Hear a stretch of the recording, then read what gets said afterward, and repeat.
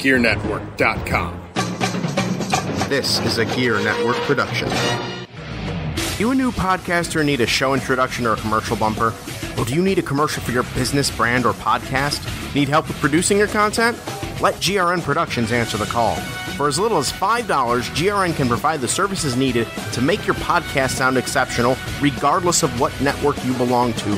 From voice work to checking and balancing your levels to eliminating dead air, we have you covered. Head on over to GearNetwork.com. That's GERE Network.com and click on the GRN Productions banner under the Support Our Friends box on the main page beneath the Amazon logo to take a look at some of the deals that we offer. Alternatively, you can email me at GearNetwork, GERE Network @gmail.com with what you need, and I'd be happy to reach out and discuss the plans that work best for you. Don't delay, stand out today with GRN Productions. You need quality, we need money. Let's be friends.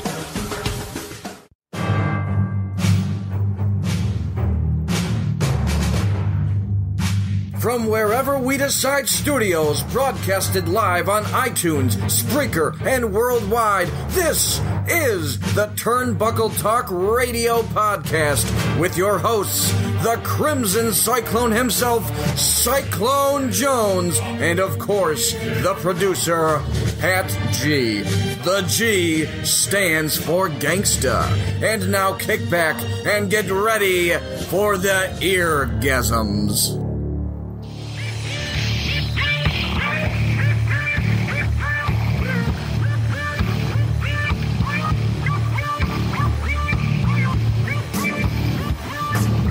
Ladies and gentlemen, you know me, I know you, we know each other. Cyclone Jones in the building.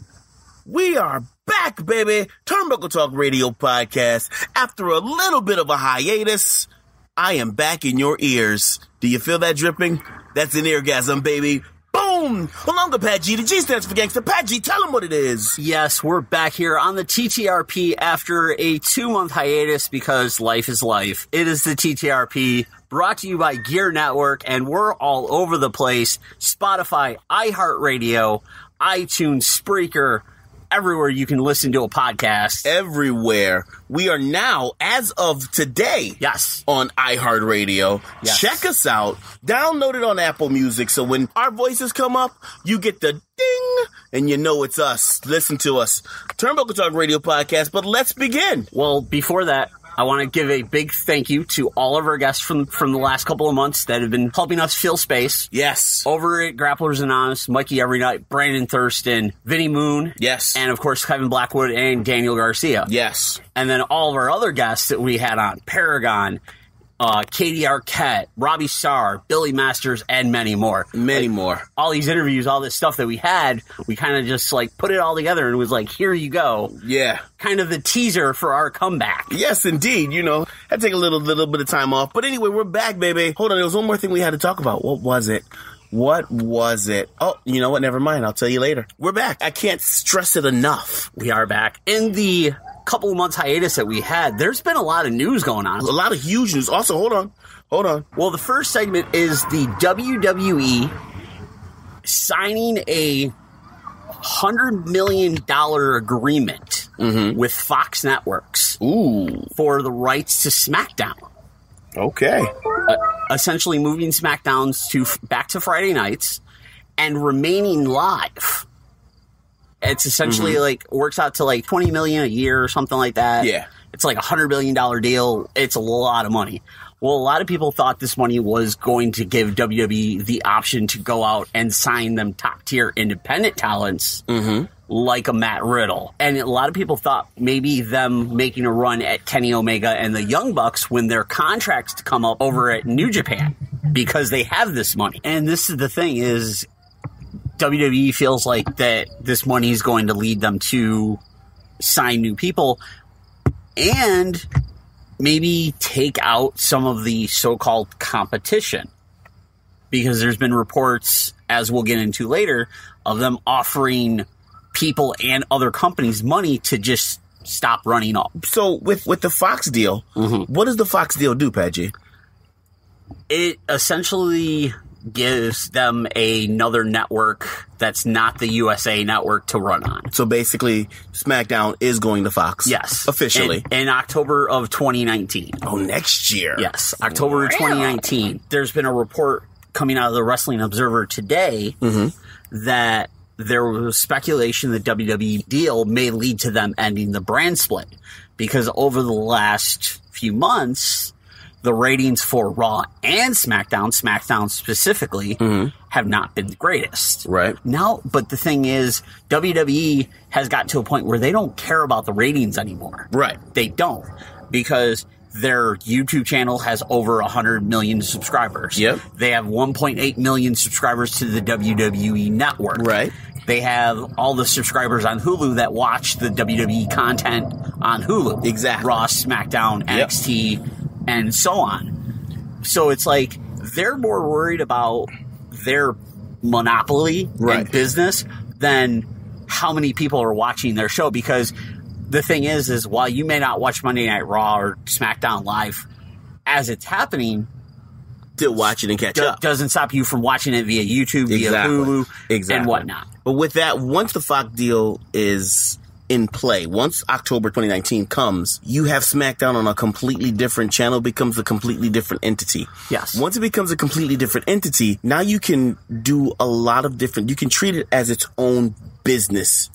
You know, basically as its own business. Exactly. Hence why there's speculation that it could lead to the brand split being done, because there's speculation that Fox might pull out of the deal due to the ratings. They signed a 5-year deal back in May for $1.025 billion. Billion. Essentially $200 million a year. Billion dollars. For SmackDown Live to start on the Fox networks in October of 2019. Right. Due to the ratings that SmackDown's been pulling, this is like, maybe Fox is going to pull out of this because Fox doesn't see the ratings. The worst case scenario, according to the report, is that SmackDown would be moved to Fox Sports 1 if it cannot compete on Friday nights. But it would compete on Friday nights. Friday night Fox Wrestling? And it's live. It's not like the SmackDown of old where SmackDown was on Friday nights, but it was pre-taped on a Tuesday. Right. You'd have spoilers throughout the whole entire world. I never watched SmackDown during that time. I always waited till Wednesday, watched the spoilers, and I was good. There was no need to watch it. Exactly. They would tape SmackDown on Tuesday. By Wednesday morning, like, you'd have all the spoilers, or you'd have amateur video from the fans on YouTube or something. Yep. Spoiling like the big stuff, and there'd be no point. Yep, no point at all. Like I said earlier, rolling into this money is there's been a recent report that the WWE approached Tommy Dreamer, ECW legend, WWE star, and everything. He was in ECW? He was. Tommy Dreamer was? He was. Really? Yep.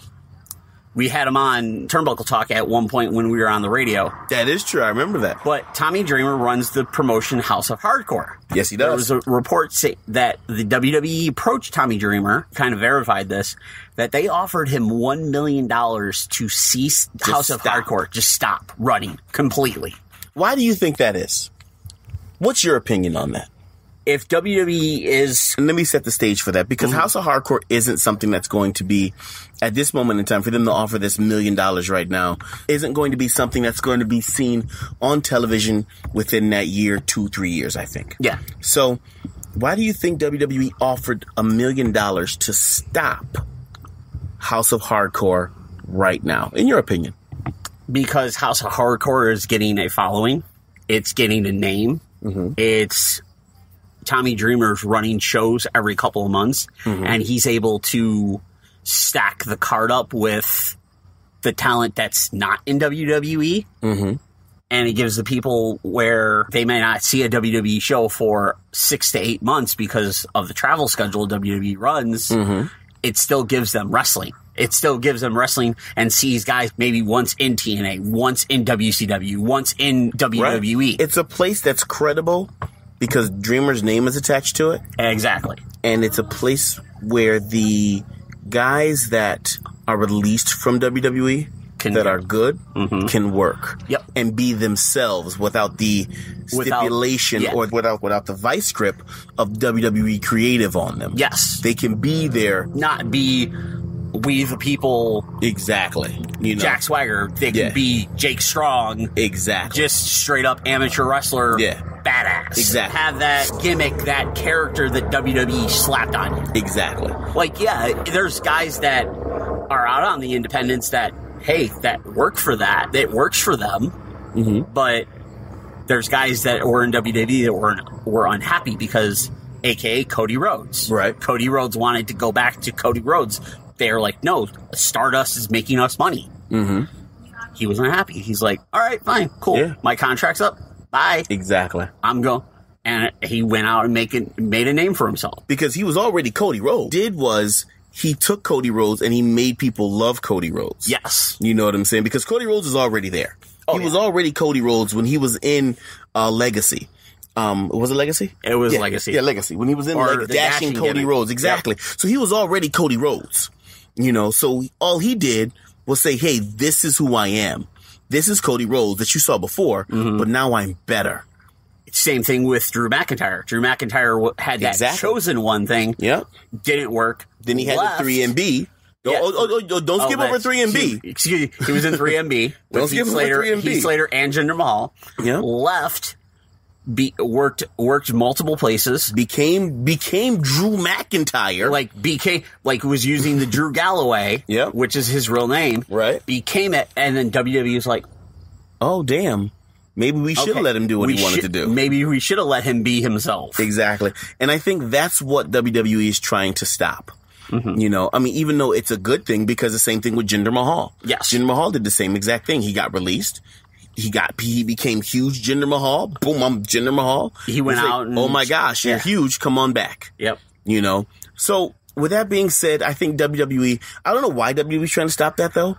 It doesn't make any sense to me. Because in my opinion, I think that when they release wrestlers like that, and the wrestlers go and become who they are and become better than what creative has, they can utilize that more. Yeah. So I think maybe WWE may be trying to save their creative team, possibly by doing that. Possibly. Maybe. I think it's also that over the last 5-10 years, a lot of people are like, oh, you need to go back to the Attitude Era was.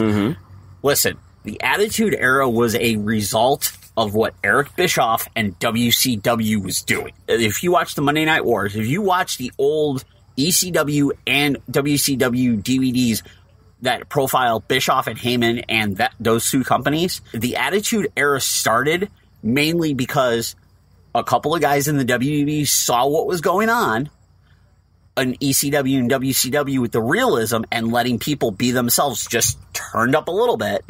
That's how the Attitude Era started. Right. Now with the Fox deal, is WWE's in the quote-unquote PG era, where they're a public traded company. They have tons of sponsors that you have to toe a line. They have to toe a line. So you can't really be yourself turned up like Steve Austin was, or Steve Austin was Steve Austin, just he was turned up to a 12. Right. And everything. You see that in NXT with the way Tommaso Ciampa is, who's, I'm sorry, he's the best heel in the company, bar none. Like, he's the best heel in the company, like, all levels. Just the thing of this Fox deal, yes, it's great for the WWE. It's going to allow them to do more things. Okay, if we have to end the brand split because Fox is afraid that SmackDown's going to pull a 3.2 on a Friday or a 2.1 or whatever and not hold up, okay, we'll end the split. We'll end the split and just have everything. All right. Which they're kind of starting to with a big announcement for the women's division. And that's a great segment. Look at that. Pat J with the segment starter. Ladies and gentlemen, evolution is the change over time. Yes. Of so many different things and bringing something new. With that being said, the next pay-per-view after SummerSlam, right? The end of October. End of October, so after SummerSlam. Yep, yeah. After SummerSlam. Yep. The next big pay-per-view is Evolution. Yes. And Evolution is an all-women's pay-per-view. Yes. This is going to be awesome. Yes. Well, the thing with this announcement is they made it big. They had the women step in front of the men. The men were like behind their backs, like supporting and everything, which is great because if you look back in the day, you had the women's matches were obsolete. The women's matches back in the day, how far back are you going? I'm not talking back in the day. I'm talking more like early 80s. They were kind of like a smaller attraction to like throw something extra on the card. I honestly think the women matches back then in the 80s were good, like the Alundra Blaze days, you mean? Those type of matches? Yeah. Those matches were good.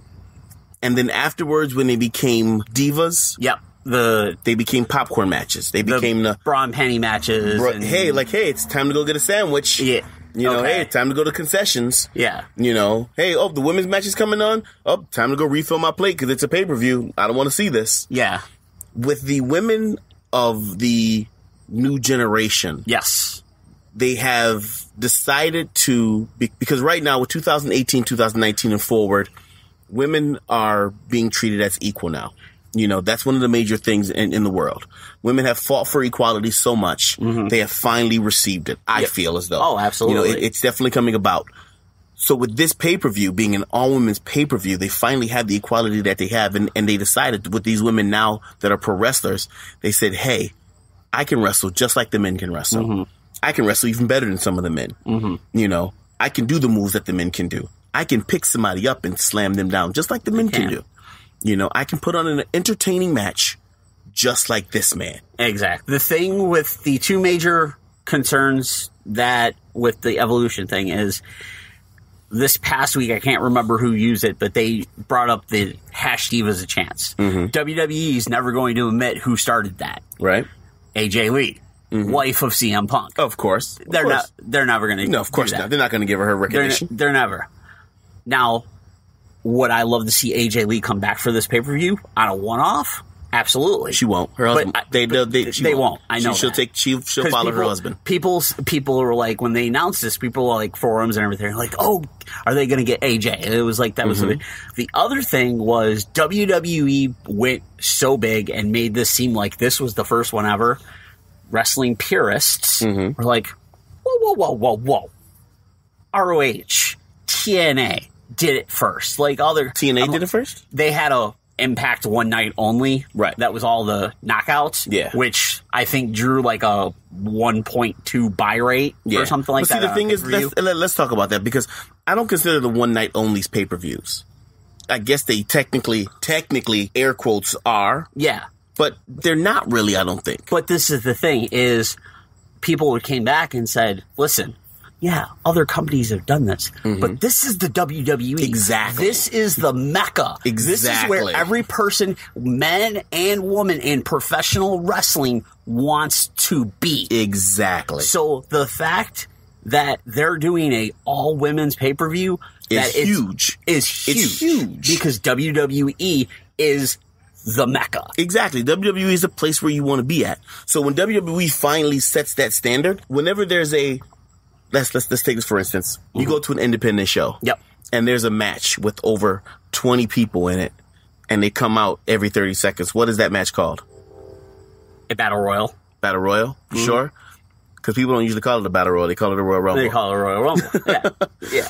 When are Royal Rumbles usually done? January. When are independent shows usually doing a Royal Rumble? Around January. Exactly. You know what I'm saying? December, January, There's different variations of an elimination chamber now. Oh, that I've seen in several companies. Yep. Where you got guys handcuffed to each four corners and two guys starting the match. Yeah.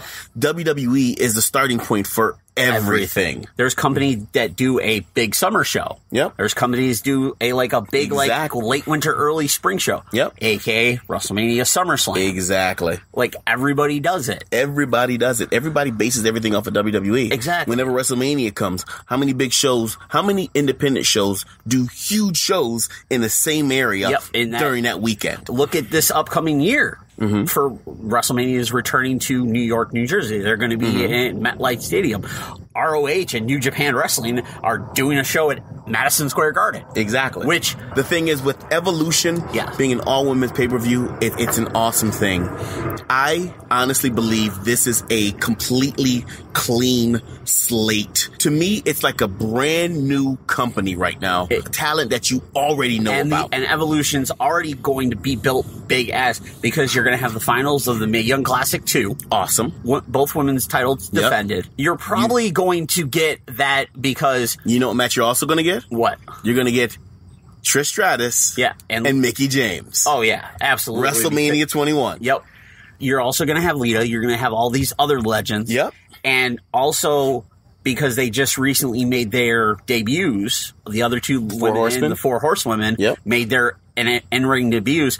I think this pay-per-view, you see the Four Horsewomen of NXT, Charlotte, Sasha Banks, Becky Lynch, and Bayley taking on Ronda Rousey, Shayna Baszler, and the other two. Yep. But it's a clean slate, though. It is. It gives you a chance to reset. Whatever they want to do. Not even reset, because there isn't a reset. You don't need to reset right now. They've already established that the women's division, not the Divas, but the women's division is something to watch. Now it's to a point where you have a clean slate. I got a clean paper top right here, and I'm going to just write out a whole new card, and you're going to love it because these women can wrestle. It's amazingly awesome. It's no longer the 30-second matches. It's no longer the bathroom fill your plate matches anymore. I mean, even though I like those matches because I want to get some more food. Yeah, of but that's course. just me being the fatty that I am. Over the last couple of weeks, the women have been pretty much closing out the shows, basically. They've kind of been the last match of the night. With this there's also reports of them wanting to maybe change things up a little bit. Okay. Because, I guess, from the back, they haven't been really impressed with the way the matches have been going for the champions, Alexa Bliss and Carmella. On the Carmella side, I can understand that because Carmella's been the classic chicken shit heel. Right. I'm going to put you in a chokehold and sit on it and bullshit to talk to the fans. Yep. Where Alexa Bliss has been put in this, has kind of been pigeonholed with this whole Ronda Rousey thing. Right. Like, I love Ronda Rousey. Yes, she had a phenomenal WrestleMania match. She had a good match against Nia Jax. She's making her in-ring debut on Monday Night Raw this upcoming week. That's fine and all. But at the end of the day, because wrestling is internet, everybody knows at SummerSlam, most likely Ronda Rousey's going to win the title. And this is the thing, is you've seen it on the independents when at a certain point somebody get like a promoter, booker, whatever, has a certain storyline. Right. They lay it out over a few months and both people involved know where it's going to go. If one's the champion, he's go, well, I'm going to lose the belt. Why should I put any kind of effort in? So you're thinking that Alexa isn't putting effort in? So what are you saying? I'm just saying that maybe Alexa Bliss knows that she's going to lose the title to Ronda. I'm going to make it entertaining, but I'm not going to like put myself out there to hurt and get hurt. My thing is this. Whenever there's a title, and of course we're talking backstage now, you know, we're breaking kayfabe. Whenever there's a championship, whenever there's a champion, at some point in time, you know you're going to lose your title. Yeah. Period. Point blank. You know when it's going to be. You know, not when, but who it's going to be. Yeah. You know that already. You know. So, like when I was champion, I knew who I was going to lose the title to. Just didn't know when it was going to happen. You know. I think that she is aware of Ronda's star power. I think she's aware of Ronda Rousey being as big as she is. And she's going to drop the title. I mean, Alexa Bliss doesn't need the title anymore. She really doesn't. She doesn't. She's already built herself up to be that wrestler. Yeah. You know, she's pretty. She's a hell of a talent. She's a hell of a talent. She's entertaining. You know what I'm saying? She's entertaining. She's got mic skills. Yeah. Because she definitely knows how to get heat. You know, she doesn't need the title. No. So with that being said, I don't think she doesn't care. You know, I mean, having the title does mean, you know, big ticket. But I think in the long run, she's going to be that Trish Stratus of this era for Raw. Well, to compare like to somebody. you said, there's going to be, well, because Mickie James tweeted at Trish Stratus, hey, rematch and everything. Alexa Bliss has come out and said that she would love to have the triple threat with Trish Stratus and Lita because of their interactions with the Table for Three, which was great. that right there would be an awesome match with those three. Yeah, with Lita? With Lita, Trish Stratus versus Alexa. I think Lita needs to get back in the ring a lot more. She's got a lot of ring rust. Oh, yeah. That's just my personal opinion. No, she does. Like, Lita's not been in the ring where it doesn't affect Trish as much because Trish does all the physical fitness stuff. Lita's kind of just doing whatever Lita's doing her band thing, I think. Yeah. But I don't know personally. I don't know. I'm just guessing. But anyway, so with that being said, Evolution's going to be great. What do you think right now? Just give me something really quickly before we go to break and bring in the interview. What do you think main event's going to be? If it's not the 4 horsewomen match of each side, it's going to be Ronda and Charlotte for the title. For the Raw women's title. Ooh, Ronda and Charlotte? Yep. Like for title? You know what? Or just a match against the 2 title champions? You know what? Honestly, I think it's going to be title for title to unify it. No, because SmackDown, remember? There's been talks about... we're not going any further. No, there's just been talks about stuff about making... Because there's been rumors about a women's tag team championship. Yep. And being defended on both shows. Yep. If you do that, why don't you just make one women's title defended on both shows? So... The quote-unquote star match has been Charlotte-Ronda. Yeah. Both have the titles. Combine them. I think, just like you said, you took my idea, I think they're going to crown the women's tag team champions at Evolution. I think they're going to start something as soon as SummerSlam is over. They're going to start the tag teams. Sasha and Bayley. There's the Iconics. They have tag teams now with women. They are. I definitely believe they're going to do a women's tag team championship, and it's going to end at Evolution. They're going to crown tag team champions. That would be awesome. That's going to be the main event. But let's get to a break, and then we'll come back with a special interview with my boy, the Canadian man, the Canadian trainer, the Canadian Cyborg. The Cyborg, Tyson Dux.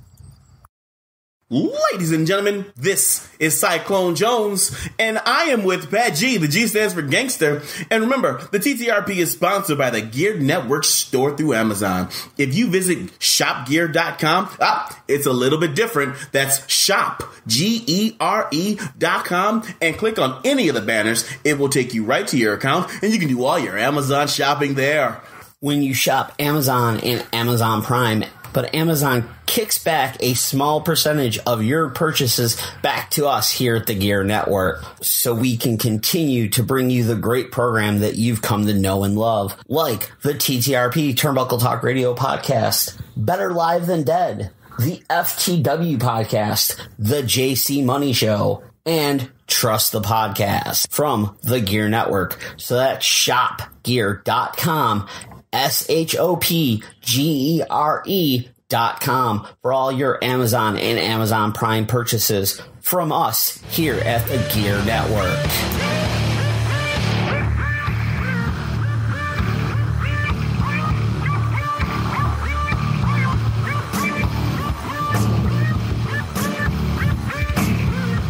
All right. Ladies and gentlemen, you know me, I know you, we know each other. Cyclone Jones in the building. Back again, another interview. TTRP presents. Pat G, tell him what it is. We are joined by the decorated Canadian superstar, Tyson Dux. Tyson, thank you for joining us, sir. How are you today? I am very, very well. Decorated. I've never heard the term decorated, but I guess with the ring generalship that you get with years and years of being in this crazy business and being able to last, I kind of like it. I kind of like that little. I'm going to steal that. I'm taking that from you. Listen, that was gifted to you. That's not even gifted to you. You earned that. 21 years in the business. 21 years. Now, if you were to think, like a lot of people, like I spent 21 years at my job, what's the big deal? But if you could see the enormous amount of people, the revolving door of human beings that have come in and out of this business in 21 years, you would understand how much of a feat that is.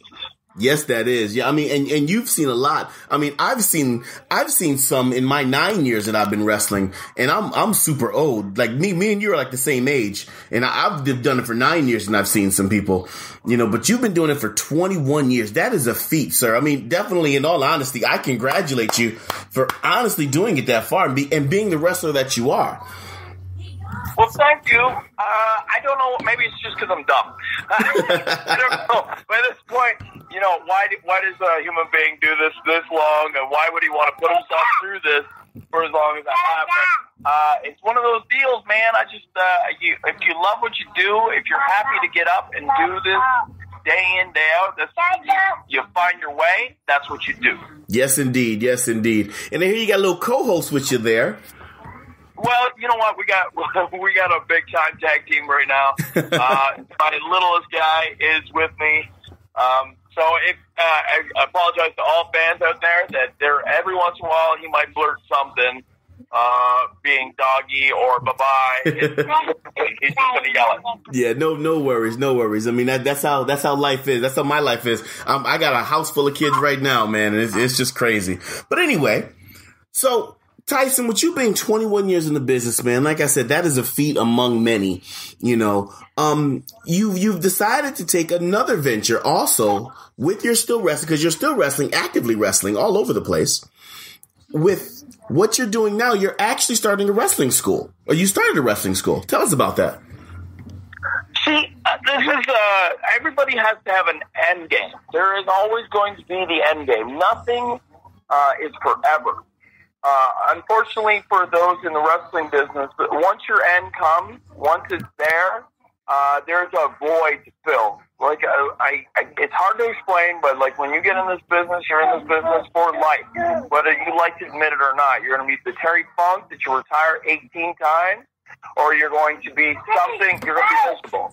Because this part of the business is always going to stay with you. So I've taken it upon myself to do something that I think that I have always had a real flair for, a talent for, and something that I really, really enjoy doing, and that's teaching and to give back a little bit and make a living at what I do best. Outside of the ring, I love to train the next generation, make them good, make them something. And that, it really, honestly, if you're looking at it to be, if you really break it down, maybe it's a prideful way of being immortal. Mm-hmm. Because if they're trained by you and then they train someone else 20 years from now, it's always going to come back to my lineage, right? So right. It's kind of one of those things where I in this business, I don't just seek to end my life with it being wrestling-wise, being school-wise. I seek immortality through my career is kind of a weird, nerdy way of saying it, because this business is just everything that I've ever done for over half my life now. It's been over half my life. I've been consumed with it. Yeah. So I did start a school as of, it was in October of 2017. I've had, which is very exciting, in the last month I had 4 of my very first students that have never trained before in their lives. They've had their first match, so they're like 6 months in, and they tore it up in a fantastic tag team match wrestling. And I'm just super, super proud of these kids, and I'm super proud of the next generation and what it has to offer. Absolutely. Now, with the guys that just had their first match, what brought them to you? Like, was it their just fandom of wrestling, or was it a dream of theirs to become a wrestler? You know what? I think what it is, very seldom do I get fans that are just fans of me, or just fans of just of the sport itself. Just on that alone, to try out. I do offer fantasy camps where they can do that kind of stuff. But really, the intensity within training, you know yourself how intense professional wrestling can be and how hard it is. So if it's that intense, you're not going to get the people that just enjoy Tyson Dux or want to be close to me for a couple of moments, a couple of hours out of the week. It's just too much. I'm looking for. It doesn't matter to me. I'll take on whoever for bucket list or whatever. but a majority of the people that I have training with me now these are the lifers. These are the guys and the ladies that just they just live, breathe, and want to be pro wrestling. And I'm, like I said, I'm whatever avenue you want to go in this business, I'll teach you that way. But I think a lot of these guys are like this; they're diehard. They want to do this. That's awesome. That's awesome. Yeah, I was checking out the page, your Tyson Dux page, where it showed the four guys. You know, the four young guys. Where did they debut at? Debuted here out of London, Ontario. We have shows for Smash. Like every 3 months, we're here in the city of London. So the school is located in London, so it was just a little jump for those guys to get across, and had their very first match in front of friends and family, and they did not disappoint whatsoever. Good kids, all four great guys. Absolutely. And Smash is one of the better companies in Ontario as it is, because it's where a lot of everybody's going. It's guys from here in Buffalo have traveled up there. Smash is where you want to be. You know, I mean, go ahead. Go ahead.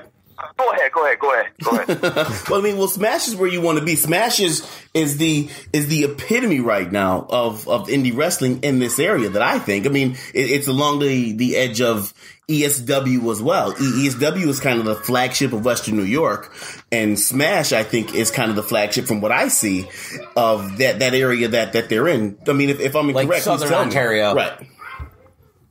Without a doubt, I'll take one step further, guys, and say that Smash Wrestling is the premier Canadian company. Without a doubt, there's no place that books as many shows with as many stars, with as many ideas, with being on the Fight Network, with all these avenues that they go. There's nothing right now like Smash Wrestling. There's a lot of great companies. Don't get me wrong. There's a lot of excellent indie companies in Ontario or across our whole east and west of Canada, but there is something a little bit different about Smash because it is a nonstop machine right now. It's built itself in the 4 or 5 years. I can't even remember now, but I think it's 5. As many years as it's been going, it's just constantly snowballing and getting bigger and bigger and bigger, and that's kind of where we want to be. That's when you have more dates in Smash, and if another date kind of cancels, and you're like, it's fine. I got more than 4 or 5 shows just in a month. Some months I am booked nothing but Smash every weekend. And that's unheard of. That's unheard of in this business. Yeah, and that's awesome. Being a direct link to me, being with Smash, being one of the forefathers of Smash, being the pillar that I am of Smash, it gives my students an incredible advantage that a lot of young guys would kill for, being able to get in that ring, their first ever debut match being a Smash Wrestling ring. Well, that's similar to Brandon Thurston with Grapplers Anonymous and ESW. Yes, indeed. But speaking without a doubt, and can I just throw out for Grapplers Anonymous a huge shout out for those guys and the terrific work they're doing. So if you're in that area, if you want to train, these are the dudes that you want to train with because they're stellar. I've worked now with Blackwood. I've worked with Garcia. I've worked so much with Pepper Parks. I've worked a little bit with Puff now, and I'm hoping for the chance to work with Andy Williams a little bit and the rest of the kids that come out of there. Because let me tell you something. All the guys that have come out of that region, out of that Anonymous, are amazing. They are great. They are fantastic workers. They're professional, and I would have to say one of the best schools, without a doubt. Yeah, definitely. Oh yeah, definitely. I mean, I remember when Grapplers started. I was a part of the building block of Grapplers when they first started, but unfortunately, with personal things and personal life getting in the way, I wasn't able to continue my help with Grapplers Anonymous. But they've definitely done it, a great way. Brandon Thurston, Mikey Every Night, who I broke into the business with 9 years ago. They've definitely done a lot. But you said something about one of the guys I wanted to talk to you about, who you just recently crossed paths with, Daniel Garcia, Red Death. Red Death is like for a kid that's brand new and just such a young man in this business. It shows you how good a school is, but it also shows you because your school can only take you so far. You have to have the maturity level, and you have to be on a different level altogether to pick it up that quick and to understand the things that wrestling is, or to listen and to know what to do in this business. And this kid is by far one of these kids that's going to be something, and not in a long time. It's going to be a short amount of time. That kid's going to be somewhere and doing something great. He's like an absolute. We were scheduled for 12 minutes. To throw that out there, we were scheduled for 12 and we went 20. Wow. Because when you feel it and when things are good, you're going to cook, and that's how I feel. You're just going to let that marinate a little bit more. And a tremendous outing. Like I expected good things from him, being where he's from, but I had no idea the caliber of the talent that kid possesses and how tough he is. Solid kid. Without a doubt, one of my favorite matches this year. That is awesome. That is super awesome.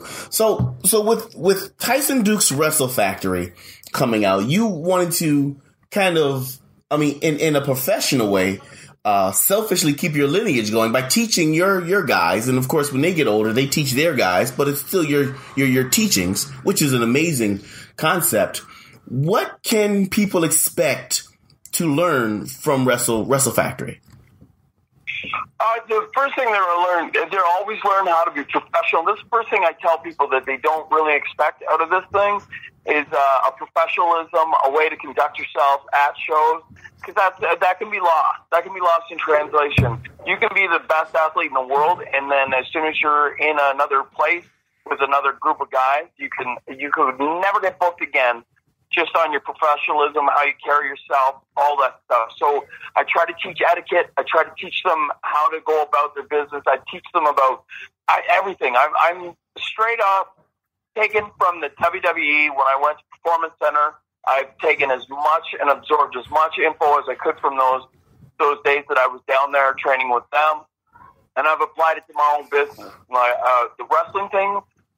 Anybody can teach the wrestling stuff. It's the stuff in between. So there's social media, how they conduct themselves, getting themselves in shape, drills to make sure that their feet work is on point, making sure that they're always aware of their surroundings and always ready to be ready on a get-go. If someone calls tomorrow, they're there. They have gear. They're ready to go. They're tanned. Their bodies are in check. It's a real process with me. It's a lifestyle choice. So I make sure that these kids are ready for the long haul. And without a doubt, I don't even have to say it, their chain wrestling is probably better than anybody else out there. Definitely.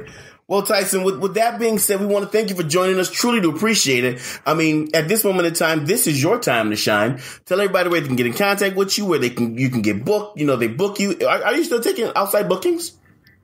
I am. I've booked every weekend, and I'm all about getting more. I'm all about working other places, new places with new talent that I can see how they do and stuff like that. It's all about that adventure. Still about that adventure. Sounds like a plan. Well, it's all you. What's that? I said, well, it's all you. Let the fans know where they can get you at. Hey, man, follow me on Twitter at Tyson Dux. You'll always find out where I'm at, where I'm going to be. There's also the little address right there that you can tap right there, and you can get me for any booking info that you need. If you need another way of getting a hold of me, there's always Instagram. Instagram is the same, at Tyson Dux. I also have Facebook pages. One is my Tyson Dux fan page. You can message me there anytime with any crazy question you have. You have anything silly? I want to know. It don't matter to me. Yeah, I'm a chatty guy. I'll be able to talk to you. Want to know what kind of donut I like? I will tell you there. Also, I have the Tyson Dux Wrestling Factory page, and that is also on Facebook. Check it out. If you have any questions, feel free. No question is stupid. I take them all, and I will send you all the info I have. Sounds like a plan. I think I'm going to send a message to that Tyson Dux page now so we can get that match that was supposed to happen between Cyclone Jones and Tyson Dux. So we got to get that done. Get that done. From the days. That's it. Well, all right, Tyson, we truly appreciate it. Thank you for joining us, sir. You have been a pleasure. Thank you, guys. Thank you for your time, guys. I'm really appreciate it, and you just keep going strong, fellas. I loved it. Sounds like a plan. Thank you, sir.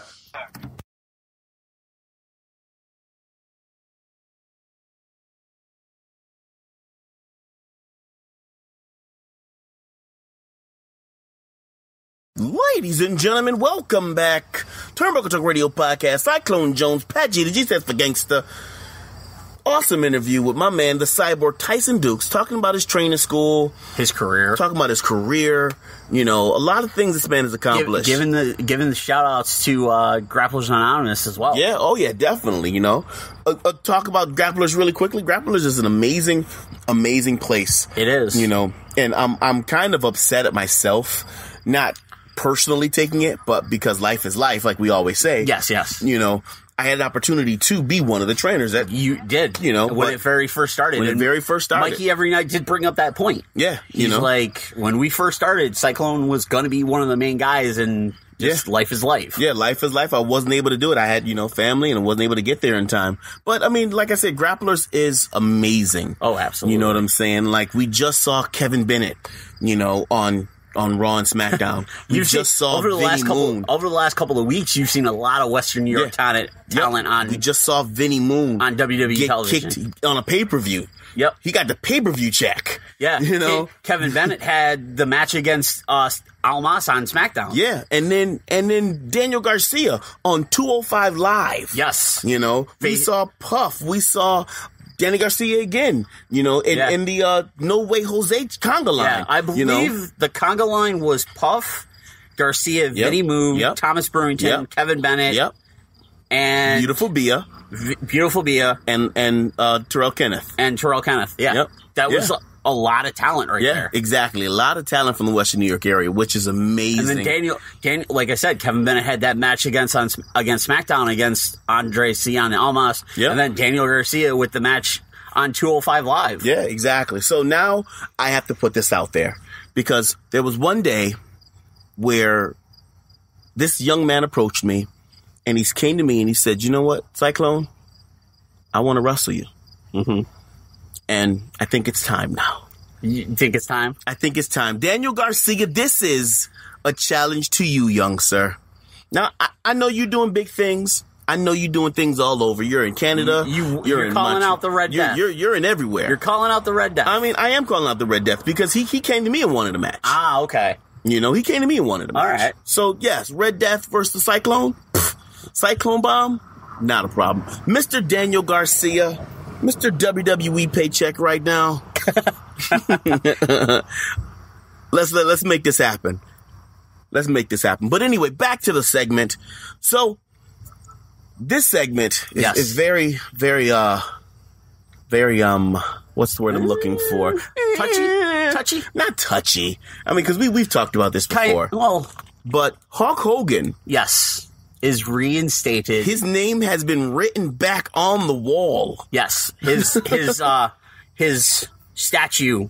Yes. Whatever you want to call it has been placed back into the WWE Hall of Fame. The eraser markers have been written on again. Yes. With the name Hulk Hogan. Now Hulk Hogan is now body slamming Andre the Giant instead of Andre the Giant tripping in the ring by itself. You know. Vacant has held on to the no longer was there a 4-year reign of the WWF championship by Vacant. Of course. So with that being said, what are your opinions on Hulk Hogan coming back to WWE? You know what? If he comes back to WWE, that's great. Mm-hmm. And everything, because it's Hulk Hogan. At the end of the day, it's still Hulk Hogan. Mm-hmm. I've kind of come to a point where Hogan is such a name in the wrestling business that it belongs. But at the time that he made these comments, I've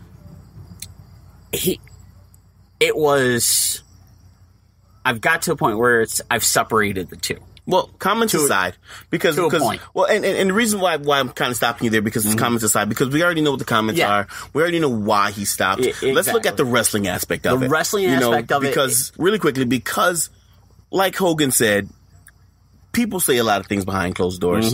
Pat G, I'm sure you said some things behind closed doors. Oh, I have. I know I've said things behind closed doors. I've said things on the podcast. Pat G's a white guy. We know that already. You're a black guy. I'm black. Yeah.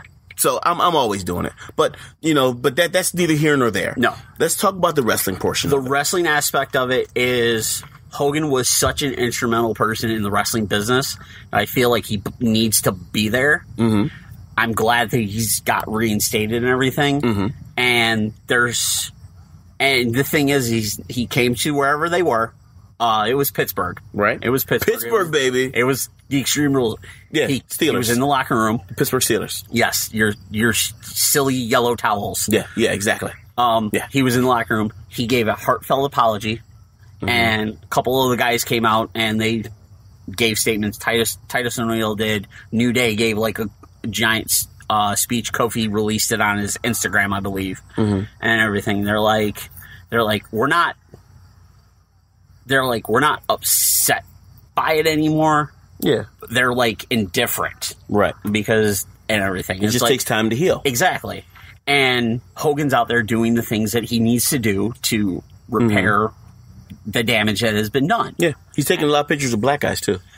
I have noticed that. He has. And the reason why I know that is because my girlfriend, her cousin, actually went to WrestleMania last year and has a picture with Hogan. Oh, wow. So I'm like, oh, hey. Okay. Hogan, picture. Yeah. It's funny. But anyway, go ahead. And the thing is there's a story that came out today that there's talks about bringing Hogan back in, not like for a run or anything. No, of course not. He can't. But like can't via wrestle. the network with the NWO. Boom. Because that's what I was thinking as well. Because it in the WWE feels like it might soften the repercussions a little bit from him coming back and being a on-air talent to a degree. Right. So, with that being said, because you brought up the NWO. Yes. Which sounds like another, and I'm not even going there. Never mind. Not even going to give you shine. Nothing. Not going to name drop you. What do you think about Hogan bringing the NWO 2018 or 2019 to WWE Universe? Okay. With a new group of people. New group. Not anybody old. He's just managing them. He is the godfather, so to speak. So he's kind of the NWO. Okay. All right. That honestly would be pretty cool, because it would give you that quote unquote true heel faction. And like I said, not the manager. He's not coming out. No. He's that godfather character. Yeah. He's kind of like, he shows up on screen when he needs to. Yep. They show promos in the back of him setting things up, playing chess, playing the mental chess. What do you think about that? I kind of like that. I think that's where they're going to go with it. I hope they do. I hope they take my idea. Even if that's not my idea, I hope they do it. You know, it's something where I think it would bring him back into the light, like you said, as an on-screen talent, for one. He doesn't have to wrestle. Yeah. He's not coming out to the fans. Yeah. You know what I'm saying? It was the maybe once or twice. The bit I brought up, it was it was noticed by Ticket Drew on Twitter. That was the person. Could be playing an NWO reunion for Hulk Hogan's return to the company. It would be believed it would be a network special or a one-off appearance. That would include Kevin Nash and Scott Hall. Right. As well. And like I said, he speculates that this could be to soften the blow for Hogan's return if the audience reacts negatively due to his previous comments. Right. And honestly, what's done is done. You know, it's been 3 years. It's been done. There's been so much worse in the world now. You know, I mean, there's been so much worse in the world. There's been so much worse in the world just this year alone. You know, exactly. You know, I mean, you know, Honky Tonk Man has said it too. Nobody's kicking him out anywhere. No.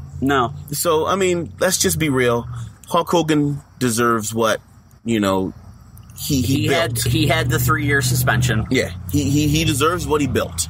He deserves what Vince McMahon gave him the reins to the horse to do, and he rode the horse all the way out. Yeah, and give him what he deserves. Yeah, he put the WWE on the map. Yeah. He gave them the run, and then he had that amazing run in WCW as a heel. Yeah.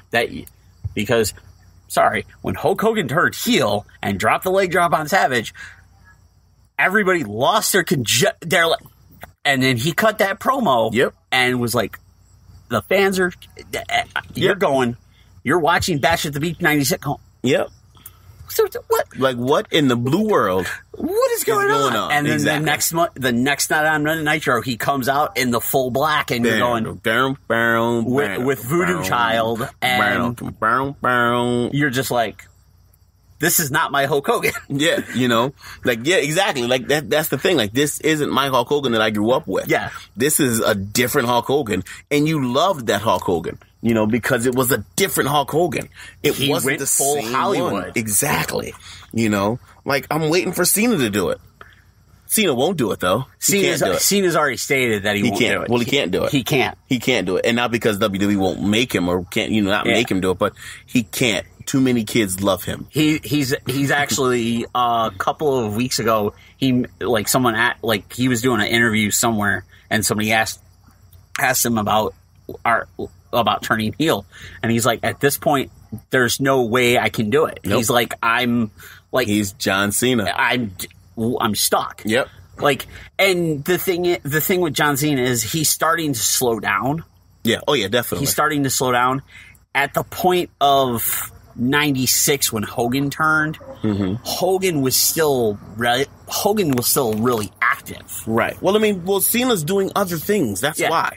Cena's doing talk shows. And he's hosting talk shows and movies. And award shows. And award shows. Like, I just watched Blockers. Did you see that? I did. Hilarious. Funny. Yeah, funny movie. I liked it. It started off super funny in the beginning, and then got super serious with a little funny twist in the middle. Yeah. And then it got funny again at the end. Yeah. So yeah, it was good. But yeah, Cena's doing everything else now. So he's expanding his horizons. Unlike wrestlers of the 80s where they never did that.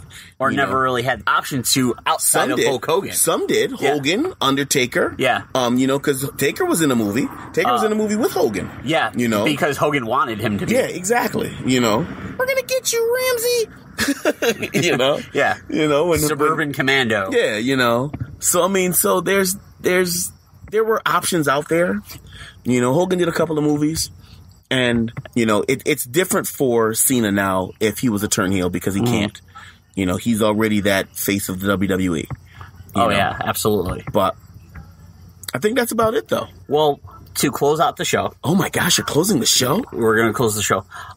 We had, in our time off, we've had some deaths. We have. Everything.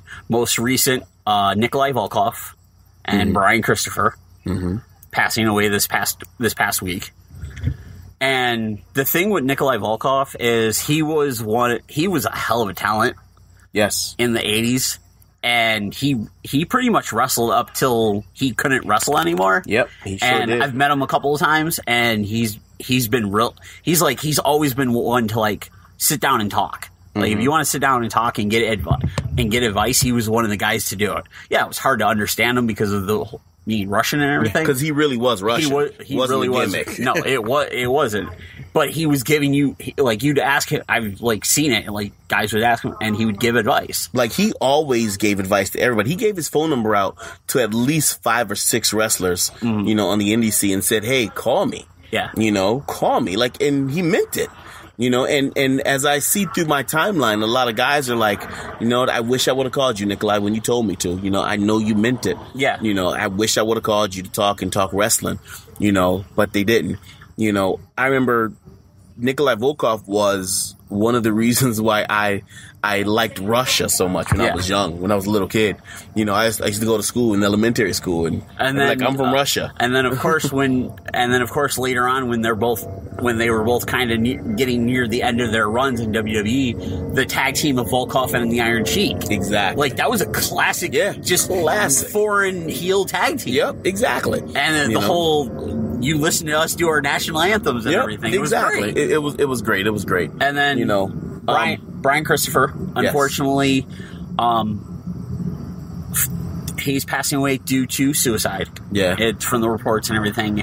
And this is a thing that has happened to a lot of wrestlers. Mm-hmm. They get into problems with drugs, alcohol, whatever, and they get to a point where they just something happens. They just decide to take their own lives. Yeah, I mean, and that's more of a mental issue, I believe. Yeah. You know, and it's super sad, extremely sad. You know, to see him go, because he was young. He was 46. 46, yeah. 46. You know, he was young. You know, I mean, and it's just sad. He was still in the independent scene, still doing his thing. You know, so to see someone take their own life instead of thinking of other ways, you know, it's a mental issue, and it's especially nowadays with WWE like offering that. Exactly. Everybody like, hey, if you have problems, you need help, we will pay for it. Yeah, we'll pay for you to get help. Yeah, there's a lot of guys that just got the deal to go for, you know, any type of help. Yep. You know, abuse, drug, mental, any type of, you know, any type of problem that they may have. Same thing with, and DDP's been doing the same thing with his whole DDP yoga and everything. Yeah. And come on, like, he brought back two people that we thought we were going to lose in Scott Hall and Jake Roberts. Exactly. You know, and now they're bigger than ever. Jake just saw me in Rochester and he remembered me. I was very happy about that. Yeah. You know, like, had the name drop that. Sorry. This is the thing is, like, both of them guys are out there doing. They're not wrestling. Jake had an interview I read an interview from Jake, and he's like, "Listen, I'm retired. Mm-hmm. I can't." But he's more than willing to, like, make appearances and sign autographs and take pictures and give advice and stuff. But, like, he's like, my in-ring career is done. Yeah. Yep. Like, my body can't take it. Yeah. Scott Hall has pretty much said the same thing. Like, his body's can't, like, yeah, you in the WWE world, yeah, Scott Hall could probably drop a Razor's Edge. Mm-hmm. But, like, he's not going to go out there and give you a 10-minute match. Yeah. You know, I mean, and another wrestler that we did lose, Brickhouse Brown. Yes. You know, I was going to mention, I was going to bring him up as well. You know, he's a wrestler that wrestled in Southern Tier, you know, the Southern area. You know, one of the biggest heels in that area, which is very, very interesting for me, you know, being an African American, because in the Southern area, it's one of the good old boy areas. Yeah. You know, and it's super hard to get over, you know, because you are black, you know, but he did it. And, you know, he was a part of a lot of different companies down there. He wrestled as extra talent with the WWE. He did. You know, he wrestled against Triple H. You know, and you know, it's sad to see people go. He passed away of cancer at 59. Mm-hmm. You know, and that's young. Oh yeah. You know, so it's definitely a sad thing. You know, but I don't know, man.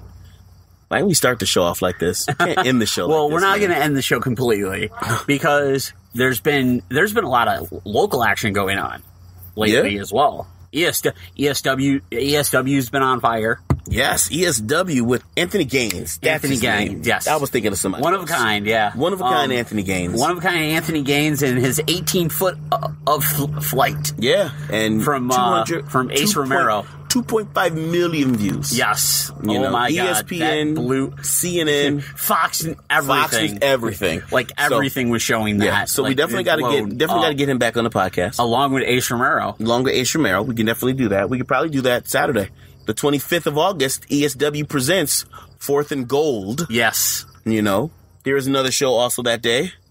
Nickel City Wrestling in the morning or in the afternoon at 3 o'clock. Doors open at 4. However, ESW is doing a tailgate party. A tailgate party at 3 o'clock from 3 to 5. Yes. So, I mean, so you got some choices there to make. You know, I'm not telling you which one to choose. You make that decision. With the area. They are in the same area. 5 minutes away. That's the thing. Literally 5 minutes away. Yeah, that's the thing. Because I saw that and I'm like, That's going to be a choice for everybody. That's going to be a choice for everybody. But let's look at it this way. And let's look at it because we are professional. Yes. We are unbiased. Yeah. So, with ESW starting at 3 o'clock with their tailgate. Yes. And they got a lot of things planned. Oh, God. They got food. They have the cornhole. They got cornhole with ESW. Yeah. And the best wrestler in Western New York, Red Death, is saying he's the best cornhole player. Yeah, you can actually interact with the roster of ESW, the roster of ESW, which is going to be awesome. Listen, I mean, you challenged the Red Death to a match. I may have to challenge Red Death to cornhole because I'm pretty solid at cornhole. Well, we'll have to check that out. But with ESW starting their tailgate at 3 o'clock, doors open at Nickel City at 3:30. They're 5 minutes away. Yes. 2 different shows. One show starting at 4 o'clock, and the tickets are going to be $15. Yeah, the other show starting at 6. Shows starting at 6, $15. Mm-hmm. You know, roundabout, plus concessions, plus merchandise. Yep. That's a lot of money. Honestly, and this is my opinion, I don't think fans are going to spend that much money. No, not it. So, not fans in this are area. So fans are going to make a decision. Oh, yeah. And that's where I think it's going to hurt somebody. I don't know who. Like I said, I don't know. I'm just looking at it from a statistical point of view. If you look at, because right now, ESW has been... It's on fire. Yeah, it's on fire. It's lit, as the young kids say. Exactly. And ESW has announced a couple of matches. Yes, they have. And everything. Nickel City, yes, they have the show, but the only thing I've really seen from Nickel City is the continued war between the general manager and Shadowcat. Mm-hmm. That's who is the owner. Who's the owner of Nickel City. They did actually announce another match, which is going to be a good match, I think. It's just the Business versus Orion Okada. I don't know his name. Forgive me. I don't know his name. And another one of the students from Grapplers Anonymous. Okay. Versus Mikey Everynight, the Landlord, and David Towers. And Towers, yeah, Towels. I call him Towels. Yeah. But David Towers. The 6-man. Yes, the 6-man match. I think that's going to be a good match. Oh, yeah, that's going to be a good match. I really do think so. Mikey is amazing in front of the camera. Yes, he is. The Landlord is now actually coming into his character. I love that. He is. You know, Towels is David Towers. Yeah. Is a good guy. You know, he's coming into his character as well. Like I said, please forgive me, Orion. I don't know the rest of his name. Yeah. But I seen his match, and he is amazing. He's good. Oh yeah, he's good. That's another GA candidate. Keep an eye out for him. You know, business is the business, man. Oh yeah, you know he absolutely is, and he's going to GA as well. I'm curious to see what Sebastian Braun's going to do, because I saw the triple threat with him, Chris West, and Merrick, and Chris West might have some. Might have some trouble in a one-on-one match with Braun. With Braun, I don't think that's going to be the match. I think the match for the heavyweight title is going to be Christopher West, the heavyweight champion, versus Lou Ortiz. Okay. Versus, I believe, Deacon. That's what I think. The championship is going to be. I do know your associates. Yes. Robbie Vegas and Mad Dog. Nightbreed, baby. Nightbreed. I believe you guys came to a term of separation. Yes. From Nickel City. Yes. So the tag team championships are now vacated. Yes, they are. Owned by Vacant. Yes, they are owned by Vacant. So we don't know what's going to happen with those. Unfortunately, this is not a part of the story. This is true. Unfortunately, Nickel City and the Nightbreed have come to terms. You know, we do wish Nickel City well. You know, and Nickel City, I hope, wishes us well. You know, on all future endeavors, you know, but, you know, it's time to grow. You know? Of course. I mean, and that's what it is. You know, I've been in this business 9 years now, and it's time to grow. And we are actually booked that same day in Toronto, Canada. Okay. You know, so, I mean, we're making strides to do a lot of things. Robbie Vegas just received a email today. He will be at the WWE. Oh, nice. Which is awesome. He will be there September 3rd and 4th. Very cool. You know, which is super awesome. I don't know if he wanted me to tell anybody, but I'm putting it out there. Robbie Vegas getting the WWE paycheck. You know, he's getting a WWE paycheck. Kind of can slip in another zero on that payday request. Exactly. You know, so with that being said, man, it's an amazing time for the Nightbreed. We are definitely making strides. We're doing the rides and doing the drives. You know, and with me being the the older of all, of both of them, and, the older in wrestling and in age. Yep. They come to me with ideas and, of course. Questions they may have, and, with them being the younger guys, they know how to take care of their bodies a lot better than I can. You're in Toronto on the 25th. I'm in Ohio on the 22nd. Ooh. Because LPW is doing the showdown at the fair. All right. The Sandusky County Fair. We're closing out the Wednesday night. We are the entertainment for that night in the grandstand. We're talking like 1,000 people. Wow. Like 22nd?